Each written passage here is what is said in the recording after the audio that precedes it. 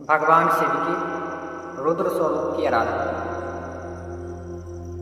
भगवान शिव के अनेक स्वरूप जैसे सदोजात, वामदेव, अघोर और उनमें ही से एक और स्वरूप है रुद्र स्वरूप, और रुद्र स्वरूप में एकादश शिव स्वरूप सदा शिव स्वरूप। तो इस साधना में जो विषय की जानकारी है वो है रुद्र मंत्र की आराधना। आप यदि रुद्र मंत्र की आराधना करेंगे तो आपके शरीर में अद्भुत बल, साहस, स्थिरता, धैर्य, गंभीरता और आपकी शब्दों में एक अजब सा तेज आ जाएगा। भगवान शिव की रुद्र स्वरूप की आराधना करने से आपके समस्त शत्रु नष्ट हो जाते हैं। शत्रु कभी बनते भी नहीं, आपके जो भी काम बिगड़ते जा रहे हैं वो बनने लगते हैं। साधनाओं के क्षेत्र में इनसे विशेष लाभ मिलता है। आध्यात्मिक क्षेत्र में इससे पूर्ण सहयोग मिलेगा।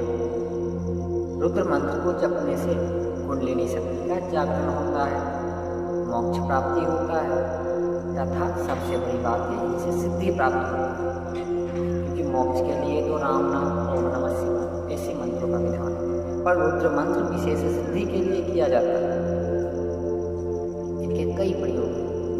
जैसे यदि आप आग की लकड़ी को जलाकर इसे अपोन करते हैं, उस लकड़ी को जलाकर और उसका यदि आप पूजा में उपयोग करते हैं और हवन करते हैं तो हवन करने से भगवान शिव रुद्र स्वरूप प्रकट हो जाते हैं। हवन की आहुति से, अग्नि से इसका हवन शवालक्ष किया जाता है और हवन में आप काले तिल और घी से हवन किया जाता है। ऐसे शवालक्ष हवन करने से रुद्रदेव प्रसन्न हो जाते हैं, साधक पर अभिष्ट वर और अभिष्ट सिद्धियां प्रदान करते हैं। और रुद्र मंत्र क्या है?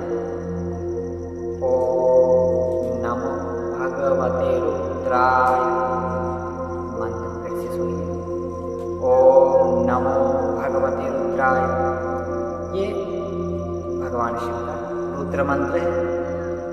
ये कोई साधारण मंत्र नहीं है।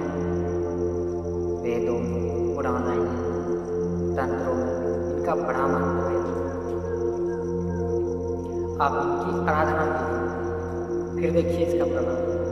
यदि कोई रुद्राक्ष की माला से एक माला भी प्रतिदिन जपता है तो भगवान शिव की रुद्र स्वरूप की असीम कृपा उस पर होती है। निर्बल भी बलवान बन जाता है, निर्धन भी धनवान।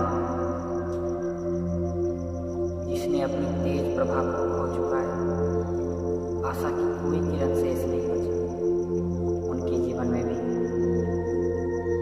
अद्भुत साहस, विश्वास का दिव्य संचार होता है। और ये मंत्र जपने से सुषुप्त कुंडलिनी शक्ति पर जोरदार प्रभाव होता है। इनसे आपकी समस्त कुंडलिनी चक्र जागरण होने लगता है। इस मंत्र को जपने से विशेष रूप से भगवान रुद्र की कृपा प्राप्त होता है। जिनके ऊपर रुद्र की कृपा वो कभी किसी से हारता नहीं। उसमें रुद्र अंश की वृद्धि होता है। और रुद्र अंश क्या है?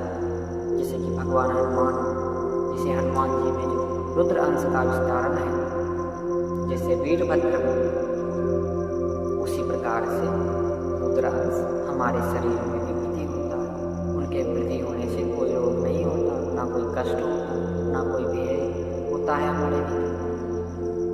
और ऐसे भूत प्रेत जैसे निष्कृष्ट शक्तियाँ तो हमें कुछ भी नहीं मिला। आप जानते हैं शिव भक्तों को ये शक्ति कभी छूते नहीं, क्योंकि उनसे तो भागते हैं। और ऐसी साधनाओं के क्षेत्र आप इसे अवश्य कीजिए, तुरंत ही फलदायी होगा। और विशेष रूप से आप उचित मार्गदर्शन से साधना कीजिए। हमारे चैनल में जो भी जुड़े हुए हैं, वीडियो देखते हैं, चैनल को सब्सक्राइब, लाइक तुरंत कीजिए। ताकि आपकी जीवन में असफलता पुनः न हो और आपको उचित मार्गदर्शन मिलता है।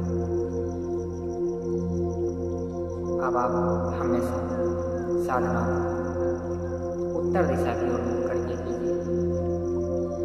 एक दीपक सामने रखिए, दीपक का मुख भी उत्तर दिशा की ओर।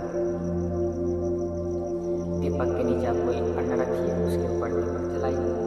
दीपक आप तेल से या घी से किसी भी वस्तु से जला सकते हैं। इसमें ऐसा विधान इसलिए है क्योंकि भगवान शिव का स्वरूप में सरसों का तेल का भी महत्व है, क्योंकि शत्रु का नष्ट करने के लिए उनका उपयोग होता है।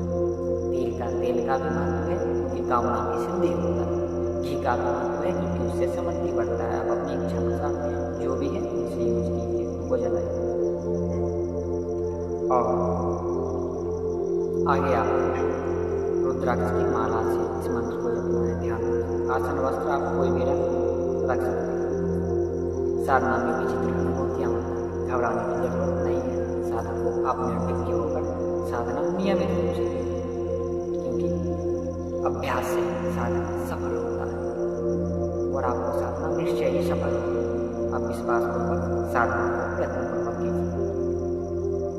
आपका मंत्र पुनः सुन लीजिए। ओम नमो भगवते रुद्राय।